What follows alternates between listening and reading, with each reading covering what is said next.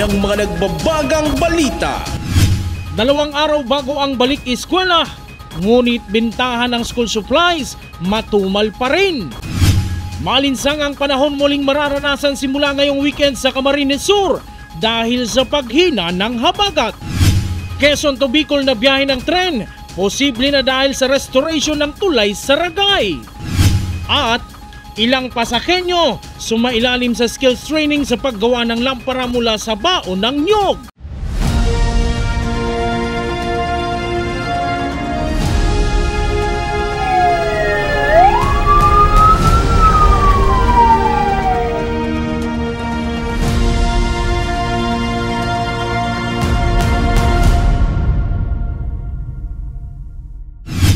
Magandang gabi, narito ang mga mainit na balita sa Camarines Sur.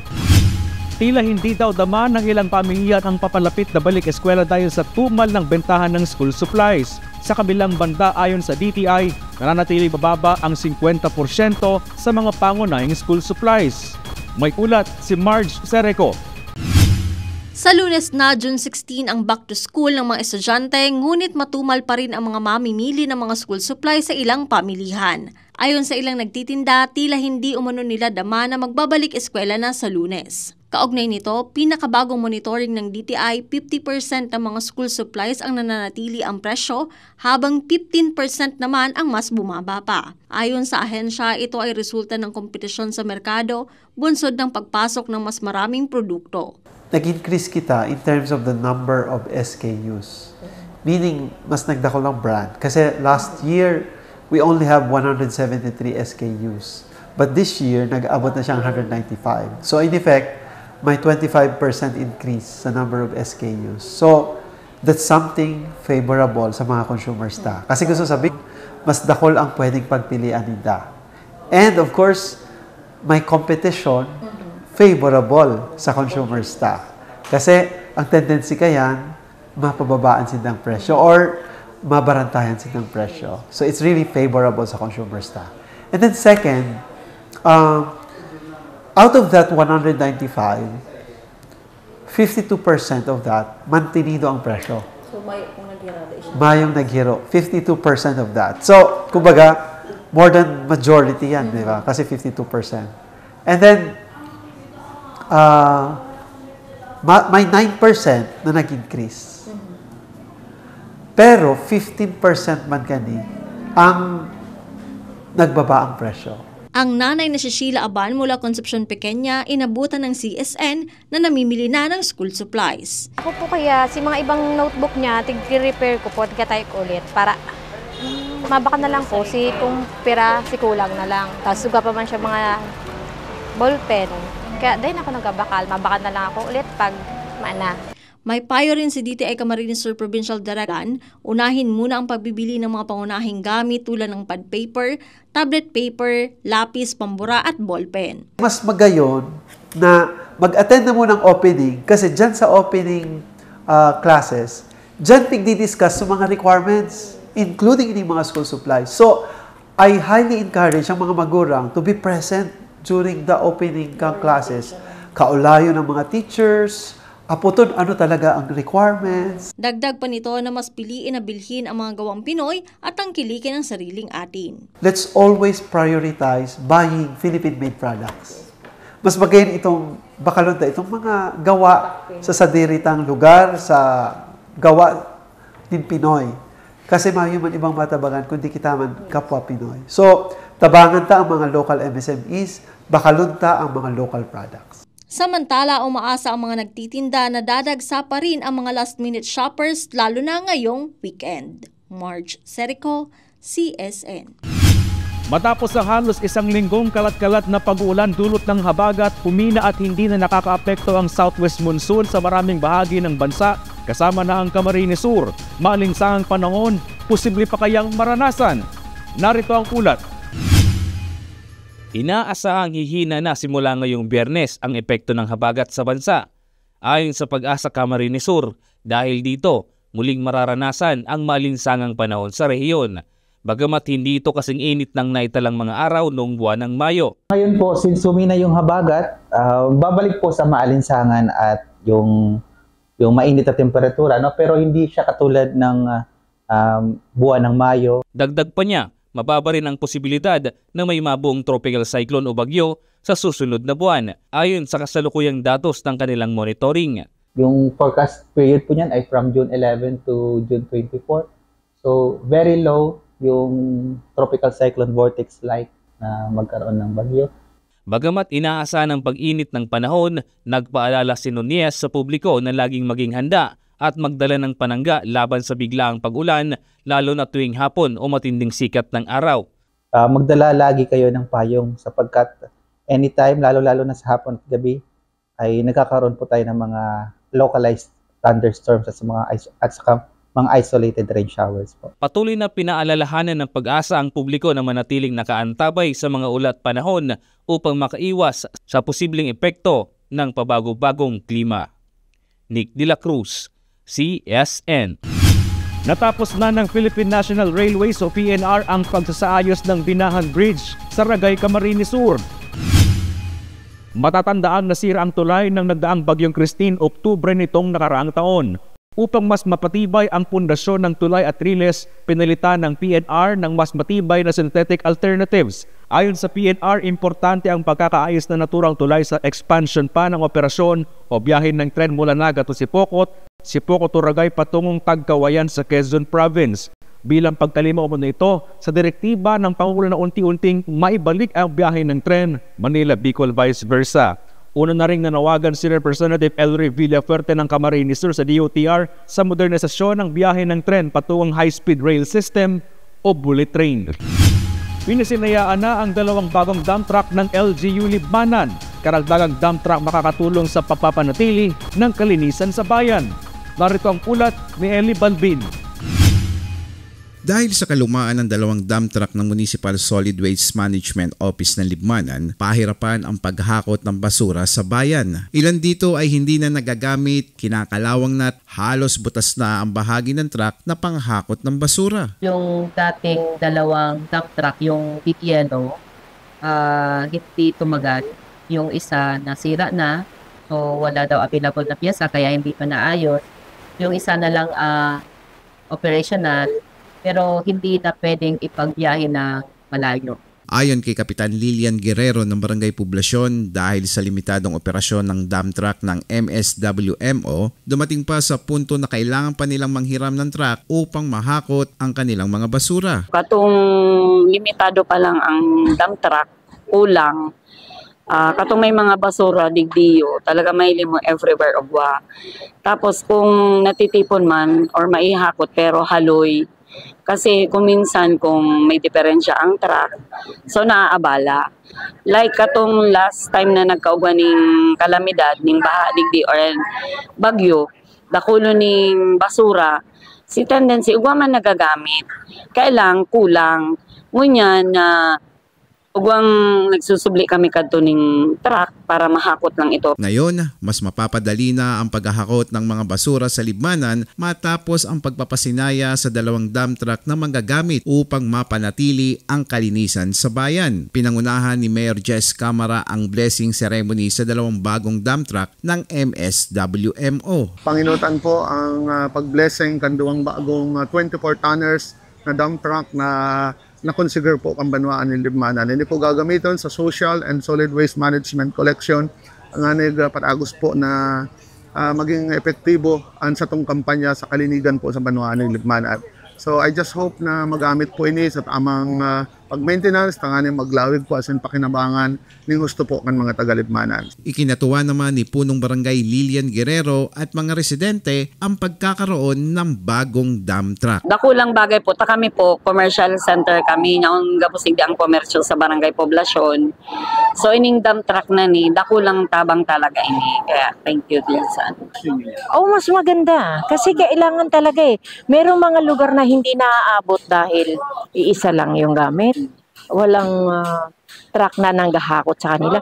Nakikita ko minsan may mga tricycle na nagtatapon ng basura dito kasi dito laging nadadaanan, laging malinis. May nagtatapon kung galing saan kasi doon sa kanila hindi nadadaanan. Pero ngayon na meron ng extra dump truck, so much better. malaking tulong ang mangyayari. Eli Balbin, CSN. Bisita sa Camarines Sur ang higit sa 300 mga kabataang delegado sa National Youth Pilgrim. Mga delegado mula pa sa iba't ibang panig ng bansa, mainit na sinalubong ng provincial government ng Camsur. Narito ang kulat. Mahigit 300 na kabataang delegado mula sa lungsod ng Cabanatuan, Parañaque at Masbate ang nagtipon sa Fuerte Sports Complex para sa culminating activity ng kanilang National Youth Pilgrimage. Mahigit 300 na kabataang delegado mula sa lungsod ng Cabanatuan, Parañaque at Masbate ang nagtipon sa Fuerte Sports Complex para sa culminating activity ng kanilang National Youth Pilgrimage. Naging mainit ang pagsalubong ng provincial government ng Camarines Sur sa mga kabataang delegado. Bilang bahagi ng selebrasyon, isang 30 minutong cultural show ang itinanghal ng Capital Cultural Group at piling mga delegado mula sa 4 na dioceses. Pinanood ito ng mga peregrinyong kabataan na mula sa iba't ibang bahagi ng bansa bilang pagpapakita ng yaman ng kultura at pananampalataya ng kabataang Pilipino. Now, the main essence kung bakit po meron tayong National Youth Day pagdating pa sa religious sector, and of course, syempre, para po ma-integrate natin sa mga kabataan, ano po ba ang halaga nitong sektor sa lipunan? So sa case po ng part ng religious sector, it's very important in a way na may engage yung mga youth sa mga different religious practices na meron. They can also culminate with other lugar, other towns, like for example here in province of Camsur. Kasi ito po mga participants natin sa araw po ngayon, they came from the diocese of Cabanatuan, diocese ng Parañaque. So kumbaga, worldwide pong sinaselebrate ang National Youth Day. Ang nasabing aktibidad ay bahagi ng mas malawakan na programa ng simbahan upang patatagin ang pananampalataya ng mga kabataan at paigtingin ang kanilang pagkakaisa bilang isang simbahan. Para sa amin po mga kabataan ng simbahang Katolika, importante po ang mga ganitong pagdiriwang kasi ito po yung nagbibigay daan upang magkaisa po kami at saka maisabuhay po namin yung turo ng simbahan. At yun po sa Jubileyo po ng Pag-asa, yun po kasi yung ibinaba po ng simbahang Katolika from Vatican. So with this activity po, we're able to know better and much better po what is really how to be a pilgrim of hope, since yun po yung theme for this Jubilee year. Nagpapasalamat rin ang mga ito sa mainit na pagtanggap at pagpatira bilang foster family ng mga Bicolano sa kanila, lalo na ng mga taga-Camsur. And we are very much welcomed by the Bicolanos po, lalo na po na we were catered by different foster families po. Yung mga kabataan po dito sa NYD Cáceres 2025 ay tinanggap po ng mga Bicolano at Bicolana po na pamilya dito po sa school. So, napakasalamat po kami sa kanila. Ano po? Nag-immerse kayo sa mga school? Yes po, correct po. Pinatuloy po nila kami sa kanilang mga tahanan, pinakain po nila kami, nakipagkwentuhan, tsaka inilang po namin din yung kultura po nila dito po sa lugar nila. Ayon sa mga organizers, layunin ng pilgrimage ang magbigay ng inspirasyon sa mga kabataan upang maging aktibong bahagi ng kanilang mga komunidad at maglingkod ng may pananampalataya. Marge Serico, CSN. Sinong mag-aakala na pwede palang gawing lampara ang mga baon ng nyog? Naging sentro yan ng training at seminar ng DTI sa ilang Pasaqueños. Narito ang ulat. Sino ang mag-aakala na ang baon ng nyog na ito ay magiging isang makulay na lampara? Ito ang Coco Shell Lamp na glowing art na itinuro sa ilang aspiring entrepreneur sa Pasacao, Camarines Sur sa tulong ng DTI at LGU Pasacao. Isa sa mga nagka-interes sa subukan ng Coco Shell Lamp ay si Emmanuel Espiritu, isang person with disability o PWD. Pwede ko din improve sa Federation ng PWD Pasacao na maginindang livelihood. Sa kanya baga, medyo masakit na ang buhay. Hindi masakit ko ka na sana. At least, maski PWD, hindi matatabagan sa araw kaning pagi na magkainguan ng income. Pinakabata naman sa mga nag-attend ng seminar ang 22 taong gulang na si Ira. At young age, nais daw matutunan ni Ira na gumawa ng mga magandang pandekorasyon gamit ang mga patapon ng bagay. Pwede po natin itong gawin na business and para na rin po ma-share yung training sa ibang tao, pwede ko pong maturo sa kanila. Ayon sa Department of Trade and Industry o DTI, mula mismo sa mga nyugan sa Pasacao ang raw materials na ginagamit sa lampara. part of DTI's advocacy is to promote yung mga raw materials that are available in different municipalities. So, sa Pasacao, readily available ang mga coconut shells. We would like to see how far the creativity works, especially if it's marketable dito sa Pasacao. So, yung creativity kasi hindi dapat nakakalimit lang dun sa mga expensive materials. Kahit sabi nga nila, there's always parang ways to wonder nga. Malaki umano ang potensyal ng lamp making gamit ang baon ng nyog dahil na rin sa availability ng raw materials ito, hindi lang sa Pasacao maging sa iba pang lugar sa Camarines Sur. Nagpapasalamat din ang DTI sa suporta ng LGU Pasacao at ng Provincial Government ng Camarines Sur sa mga nagsisimulang magtayo ng maliit na negosyo sa pamamagitan ng naturang training at seminar. Actually, their support is always there. We always coordinate with them. And they really appreciate na we are in partnership with them every time that we have this endeavor. Chris Novello, CSN. Tuwing Friday the 13th, marami ang natatakot dahil sa paniniwalang malas ang araw na ito. Ngunit ilan sa ating mga kababayan, nagbabago na umano ang pananaw at paniniwala sa Friday the 13th. May ulat si Darlene Lastrulio. Tuwing sasapit ang Friday the 13th, marami ang nagiging mas maingat, iwas aksidente at mas taimtim sa panalangin. Ito ay bunsod ng paniniwala na malas ang kombinasyon ng araw na Friday at numerong 13. Ngunit saan nga ba nagmula ang ganitong paniniwala?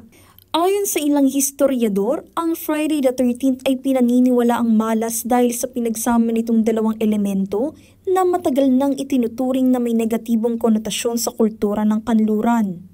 Ang numerong 13 ay itinuturing na malas dahil ito ang bilang ng mga bisita sa huling hapunan ng Biblia, kasama ni si Judas ang taksil kay Jesus. Ang araw na Biyernes naman ay sinasabing araw kung kailan ipinako si Jesus sa krus. Noong 1907, lalo pang tumibay ang takot sa petsyang ito nang mailathala ang nobelang Friday the 13th ni Thomas W. Lawson na tumatalakay sa malas na epekto ng nasabing petsa sa stock market. Gayunpaman, hindi lahat ay naniniwala sa ganitong pamahiin. Para sa ilan, ang Friday the 13th ay isang ordinaryong araw lamang at maaaring maging maswerte pa nga. Ayon kay Dayan Averilla, isang empleyado, hindi niya ikinakabahala ang Friday the 13th at ibinahagi pa niya ang kanyang personal na karanasan. Sa akin po, hindi siya yung sinasabi na pag 13 karma, hindi naman po. Nasa tao po talaga kung i-consider mo siya as karma, kari itong araw na ito may exam ako. Yung score ko hanggang baba, ang malas ko naman, nag-review naman ako. Pero ba't di ako sumakses yung sinasabi nila? Hindi ba ako naniniwala dyan kasi nasa tao yung nangyayari sa'yo. Ganito rin ang pananaw ni Josefa Miroman, isa ring empleyado na nagsabing naging positibo ang simula ng kanyang araw. For June 13 as today, I think it's a lucky day because I haven't experienced anything that's awful today. I wake up today with a good experience, with a happy smile. I work out.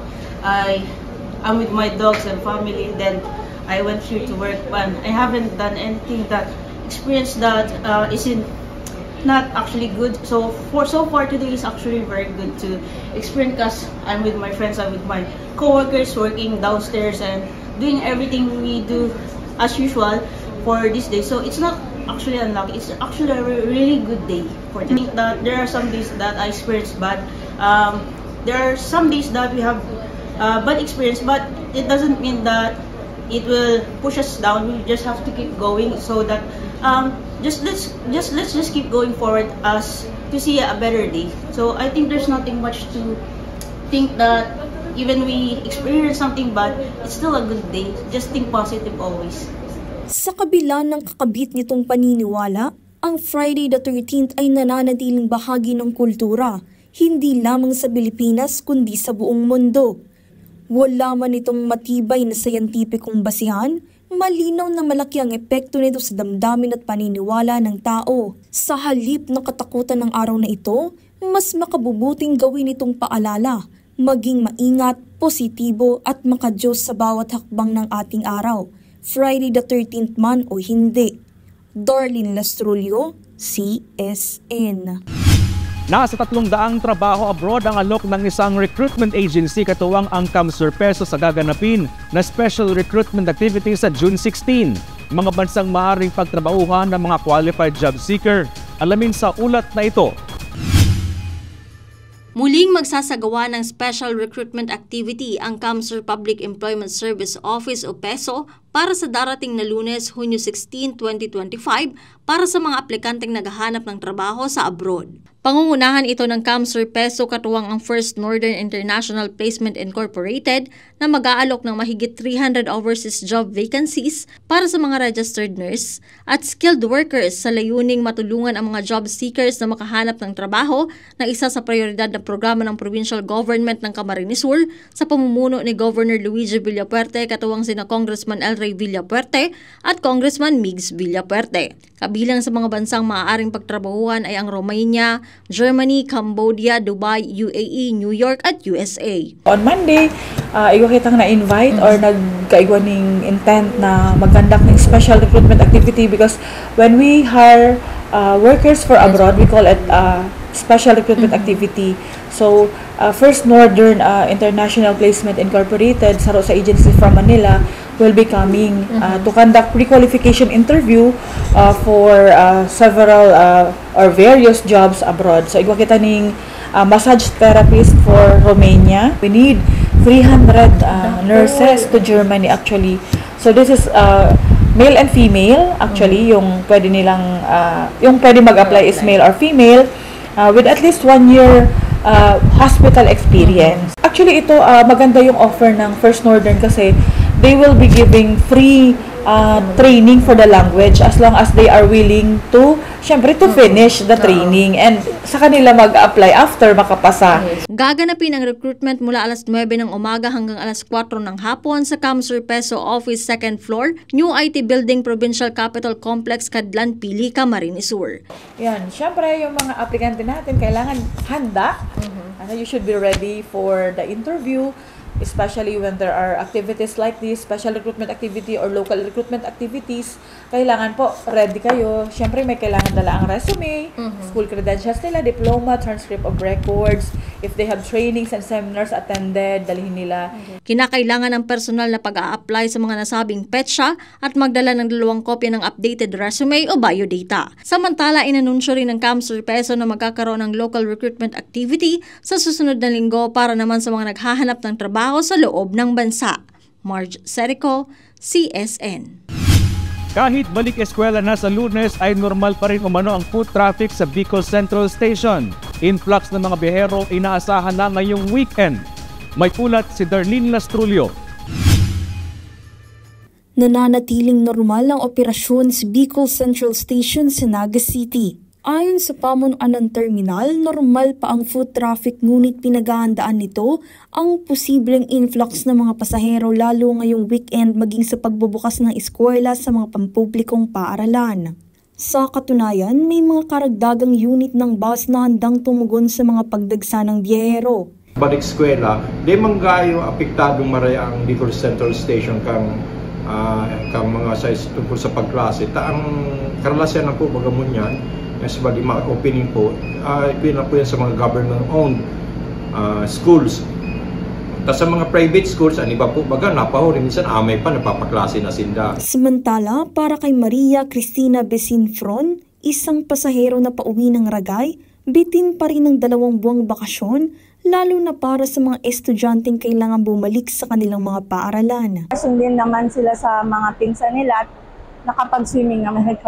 Bago tuluyang bumalik sa eskwela, ibinahagi rin ni Fron na sinulit niyang natitirang oras para makasama ang pamilya at mayroon ng mga nakahandang school supplies o gamit ang kanyang mga anak ngayong darating na pasukan. April pa, lahat ng gamit meron na. Samantala, nagpaalala rin si Bolocon sa mga commuters at drivers na mag-ingat sa pabago-bagong lagay ng panahon na maaaring makaapekto sa biyahe. Ako po sa mga driver, bakusan ng doble, triple o 4 na beses ka ingat. Nahiling tamo niyan, mga panahon nahiling na sa Bareta, na sunod-sunod po ang mga road crashes. Sa mga passengers naman, ang number one po ng pigwapakyo po sa mga pasahero, ito pong sa indang mga gamit. Makahirap mo po, nawawalat. Actually, nakaaging season is may nagkapira-pira kaming mga nakuha ng mga lost and found. Yan po baga, mga gamit din sa harong o personal tang gamit, tapos mawawalat lang. Sayang po baga kaya kung mapupwede sa mga pasahero, atamanon, magnuhon ang sa inyo pong mga gamit. Sa kabila nito, nakipag-ugnayan na ang Bicol Central Station sa mga otoridad para sa ilalatag na seguridad sa terminal ngayong balik eskwela. Darlene Lastrulio, CSN. Malayo na ngunit malayo pa. Ito ang mantra ng isang Manila boy na napadpad sa Naga City dahil sa pagpapares na sumakses dahil sa trial and error niyang recipe ng OG Pares a la Manila. Kilalanin natin siya sa ulat na ito.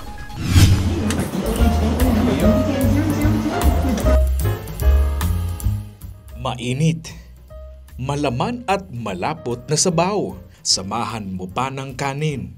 Yan ang pares na perfect lalo ngayong tag-ulan ng Manila boy na si Jethro Torres mula sa Pasay City. Ang pares ni Jeth pinipilahan dahil sa naiiba mo na nitong lasa kung ikukumpara sa ibang pares. Una-una yung pure beef kasi yung akin. Yung sa kanila kasi more on rabot, yung parang tuwalya ng baka. Sa akin kasi more on pure talaga na beef, tsaka yung lasa niya is parang bulalo. Wala kasi siyang star anise. Tapos yung lapot niya galing talaga sa balat ng baka. Wala akong nilalagay na harina o ano. Laking Maynila si Jeth ngunit nagsettle na siya sa lungsod kasama ang kanyang asawang Nagenya. At sa kanyang pagpirmina sa Naga City, bit-bit niya ang kanyang sariling recipe ng pares. 5 buwan umanong nagtiyaga si Jeth sa pagdalako ng pares gamit ang tricycle na ito. Dumating din umano sa puntong kamuntikan niya ng sukuan ang kanyang pagluto ng pares. Dumating din sa point na yon kasi iba-iba yung lasa. Minsan may maalat, minsan matabang. Hanggang sa nakuha ko yung eksaktong lasa na gusto ko. Yung pinaka the best ko talaga na lasa. Ngunit dahil sa kanyang sipag at determinasyon mula sa pagdalako ng pares gamit ang Trimobile, may sarili na ngayong pwesto si Jeth. Bawat araw nakaka-10 kilo umano sila ng karne ng baka. Inaabot rin ng ilang oras ang pagpapakulo ng karne ng baka sa pares a la Jeth. Isa sa mga best seller nila ang pares overload with chicharon bulaklak at lechon kawali. Mas po yung lasa niya, mas masarap, tsaka tama lasa lang, mas kakaiba yung lasa niya kumpara sa ibang pares. Sa 7 buwan ni Jeth sa Naga City, napapawari siya sa kanyang sarili na malayo na ngunit malayo pa. Mensahe ni Jeth sa mga nais ring subukang magnegosyo. Tiyaga lang talaga, tiis, tiyaga, tsaka kailangan mo talaga ng pasensya. Yun lang naman talaga ang kailangan. Hanggang sa makuha mo yung pinaka-settle na pwesto. And then, tapos nun, tuloy-tuloy lang. Chris Novello, CSN. At yan ang mga mainit na balita ngayong araw sa Camarines Sur. Kami ang Camsur News. Ako po si Chris Novello. Diyos mabalos sa pagtitiwala.